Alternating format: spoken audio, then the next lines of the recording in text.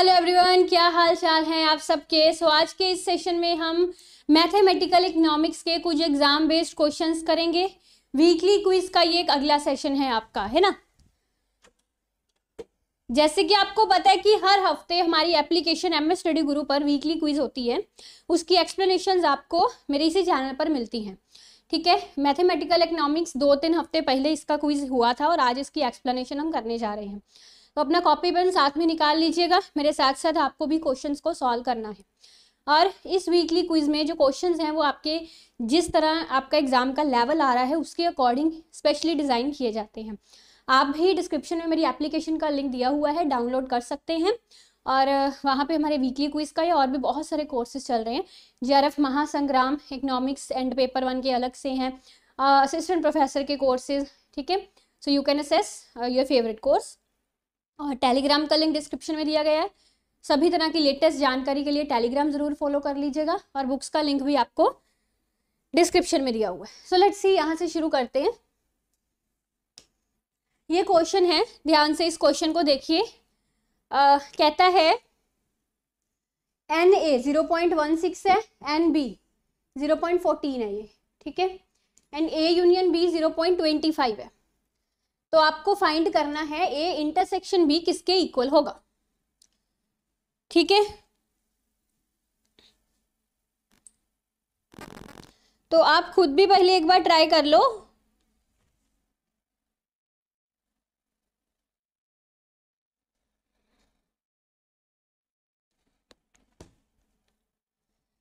तो देखिए यहाँ पे हमारा फार्मूला लगेगा probability of A union B।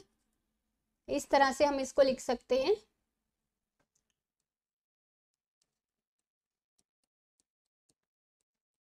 This formula, N लिख लिया तो you don't need to write, minus A intersection B। ये फार्मूला हमने किया हुआ है काफी बार। तो अब A यूनियन B मुझे 0.25 दिया हुआ है, 0.16, 0.14 और ये मुझे निकालना है। ठीक है, तो इसको इस तरफ ले आओ, इस तरफ ले आओ। ये कितना बचा बताइए, कितना बचा ये?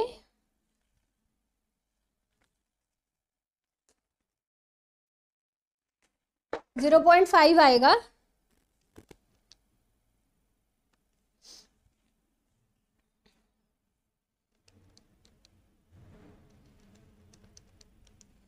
हाँ, 0.05।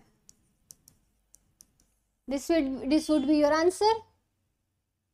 ठीक है, 0.05। क्लियर? आगे चलिए, ये क्वेश्चन देखिए, दिस क्वेश्चन। अब ये जो क्वेश्चन है इसमें उसने x की वैल्यू पूछी है आपको, दिख रहा है ना, ध्यान से देखो। मल्टीप्लिकेशन रूल क्या होता है, करिए। मल्टीप्लिकेशन रूल कहता है फर्स्ट रो को फर्स्ट कॉलम से मल्टीप्लाई करना है। 3 सेट दिए हुए हैं मुझे। ठीक है, सो करिए। फर्स्ट रो को फर्स्ट कॉलम से 1 multiply by 1 1 plus 2 multiply 2 4 plus 1 multiply by 1 1। ठीक है, ये इससे हो गया, ये आ गया। अब क्या होगा, ये चीज इससे होगी तो यहां पर आएगा हमारा 2 प्लस 0 प्लस 0। फिर ये चीज थर्ड वाले से होगी, तीसरे वाले से 0 प्लस 2 प्लस 2। ठीक है, ये आ गया 6, 2 और 4। ये ऐसे का ऐसे ही आ जाएगा साथ में। 0 2x is equal to 0, 0 2x is equal to 0। अब कॉलम फर्स्ट रो को, एक ही रो है एक ही कॉलम है, कर दो। 6 0 का 0, 2 2 का 4 plus 4x is equal to 0। ठीक है, तो यानी कि 4 प्लस 4x जो है वो आपका 0 के बराबर आ गया। -4 ओवर 4 x का आपका आंसर जो है वो -1 आ जाएगा। ठीक है, क्लियर? फाइन, आगे चलते हैं। लीनियर प्रोग्रामिंग प्रॉब्लम है, मिनिमाइज करना है आपको। कंस्ट्रेंट्स दिए हुए हैं। अब इस कंस्ट्रेंट्स में क्या दिक्कत है, कि एक ग्रेटर देन वाला है, एक लेस देन वाला है। लीनियर प्रोग्रामिंग प्रॉब्लम पर मेरा अलग लेक्चर है, आप वो सारा समझ सकते हैं, ठीक है। ये हमारा ऑब्जेक्टिव फंक्शन होता है, ये हमारे कंस्ट्रेंट्स या जो उसको आप बोल दो सब्जेक्टिव फंक्शंस या कंस्ट्रेंट्स, ये हमारे होते हैं नॉन नेगेटिव कंस्ट्रेंट्स, ठीक है। सो अब यहाँ पे ए ग्रेटर देन है, एक लेस देन है, तो इसका आएगा नो फिजिबल सोल्यूशन।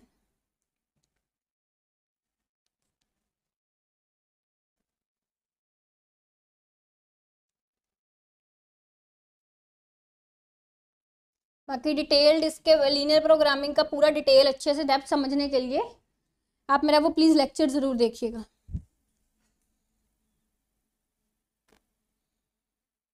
ठीक है, आगे देखो, कहता है फर्नीचर डीलर एस्टिमेट कर रहा है कि सेल ऑफ वन टेबल वो 250 का प्रॉफिट कमा सकता है और एक चेयर की सेल से 75 का प्रॉफिट कमा सकता है। एक्स नंबर ऑफ टेबल्स है, वाई नंबर ऑफ चेयर्स है, तो लीनियर ऑब्जेक्टिव फंक्शन क्या बनेगा? देखिए, एक्स चेयर्स है and Y tables, objective function बनाना है तो जेड के बराबर करेंगे एक तो हम, है ना। अब 250 उसने क्या प्रॉफिट किससे हुआ? टेबल से, एंड 75 चेयर से, तो सिंपली ये बन जाएगा आपका 250x plus 75y, this one. ठीक है, क्लियर? आगे चलिए, देखिए यहाँ पे प्रॉफिट फंक्शन बनाना है आपको। उसने डिमांड कर्व दिया हुआ है, P is equal to 32 minus 2Q, ठीक है। कॉस्ट दी हुई है C is equal to 2Q square. Profit function बनाना है, तो प्रॉफिट का फार्मूला होता है रेवेन्यू माइनस कॉस्ट। रेवेन्यू का फार्मूला होता है P मल्टीप्लाई क्वांटिटी, ठीक है। P कितना है मेरे पास? अच्छा, यहाँ पे मैं प्रॉफिट लिख देती हूँ।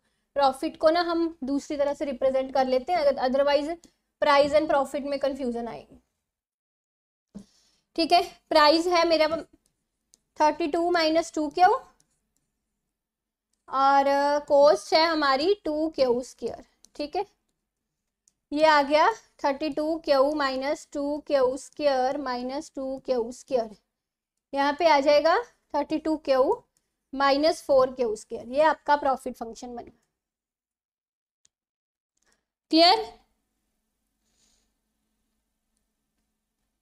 ठीक है भाई, आगे चलिए। ये देखिए, सेट्स दिए हुए हैं ए एंड बी, तो इनमें से क्या ट्रू है? वो कहता है ए इंटरसेक्शन बी वाले ऑप्शंस दिए हुए हैं सारे, तकरीबन ए इंटरसेक्शन बी है ना, तो इनमें से क्या सही होगा? तो हम ऐसा करते हैं, पहले ए इंटरसेक्शन बी निकाल कर देखते हैं कितना आएगा। दोनों में कॉमन एलिमेंट्स देखो, 2 3 5 7 कॉमन है ना, तो ये आ जाएगा 2 3 5 7। तो ये किसके इक्वल है? 2 3 5 7 बी के तो इक्वल है, यानी कि A intersection will be equal to B ना, बी के बराबर आ गया, क्लियर? चलो आगे देखिए, this question is little bit complicated.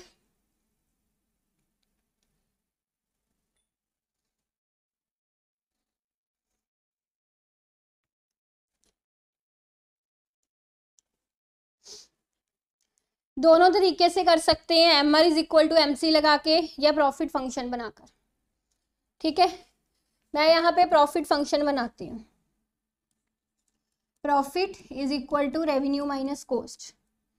Revenue का आएगा प्राइस मल्टीप्लाई बाय एक्स, तो ये जो प्राइस है इसको एक्स से मल्टीप्लाई कर देंगे, 10x minus 001 x square minus cost कितना? अच्छा, यहाँ पे गलती है, 5x कर लो यहाँ पे, ठीक है। Here it is 5x.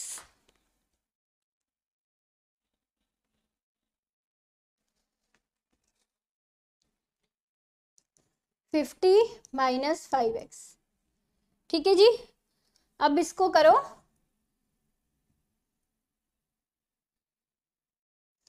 10x minus 5x कितना बचा? 5x। -0.001 x square -50। ठीक है, ये प्रॉफिट है। इसका डेरिवेशन करते होते हैं ना हम,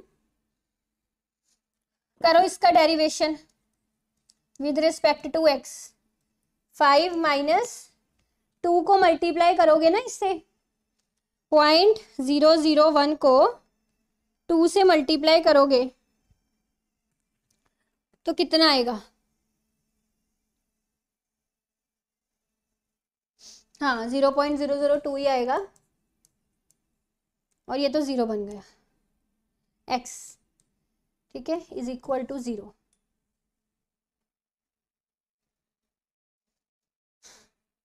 एक बार देख लो सारा। रेवेन्यू मैंने लगाया 10x - 0.001 एक्स स्क्वायर, कॉस्ट मैंने लगाया 50 - 5x, क्योंकि माइनस का साइन बार है तो अंदर वाला बदल जाएगा।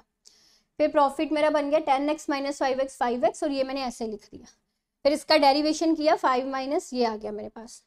ठीक है, अब simply 0.002x is equal to -5, x will be 5/0.002।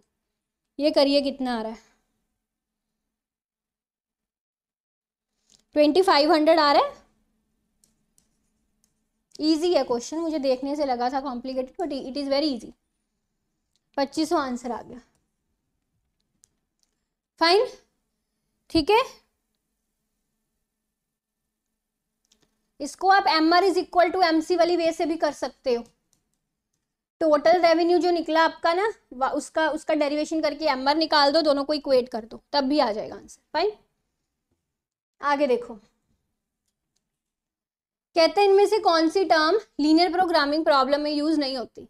तो हमने LPP में पूरा एक चैप्टर पढ़ा है, उसमें हमने एक तो फिजिबल सोल्यूशन पढ़े हुए हैं, फिजिबल रीजन पढ़ा हुआ है, ऐसे ग्राफिकल सोल्यूशन अगर हमने किया है ऐसे करके, तो जैसे मान लो ये फिजिबल रीजन है, तो ये सारे मेरे फिजिबल सोल्यूशंस आएंगे, है ना। फिर ऑब्जेक्टिव फंक्शन तो मैंने आपको अभी बताया, एक ऑब्जेक्टिव फंक्शन होता है, एक कंस्ट्रेंट्स होते हैं, नॉन नेगेटिव कंस्ट्रेंट्स, 3 चीजें होती हैं। ऑप्टिमल सोल्यूशन, इन्हीं फिजिबल सोल्यूशन में से एक ऑप्टिमल सोल्यूशन होता है। ऑब्जेक्टिव फंक्शन पर मैं पुट करके देखूंगी, जो मैक्सिमाइज कर रहा है मेरे ऑब्जेक्टिव फंक्शन को, that will be my optimal solution, है ना, in case of maximize type question. तो वो ऑप्टिमल है। नंबर ऑफ फिजिबल सोल्यूशंस में से हम एक ऑप्टिमल सोल्यूशन निकालते हैं जो ऑब्जेक्टिव फंक्शन को मैक्सिमाइज करता है। पूरा मैंने सम आपको इसका सॉल्व करके दिखाया हुआ है LPP वाले में।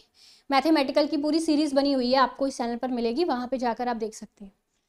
कनकेव रीजन जो है ये LPP का हिस्सा नहीं है। कनकेव फंक्शन, कन्वेक्स फंक्शन पर भी मेरा अलग से एक वीडियो है, वो देख सकते हैं। आगे देखो, variable x and y in a linear programming problem are called, क्या बोलते हैं उनको?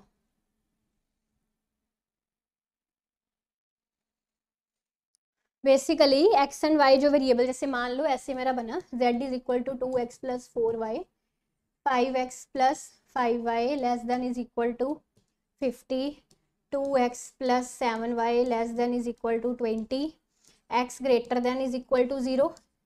ये आपका एक LPP बनता है ना। इसमें ये होता है मेरा ऑब्जेक्टिव फंक्शन, ये होते हैं कंस्ट्रेंट्स, ये होते हैं non negative constraints. x and y जो वेरिएबल्स होते हैं इनको हम इसमें बोलते हैं डिसीजन वेरिएबल। ठीक है, दीज आर डिसीजन वेरिएबल्स।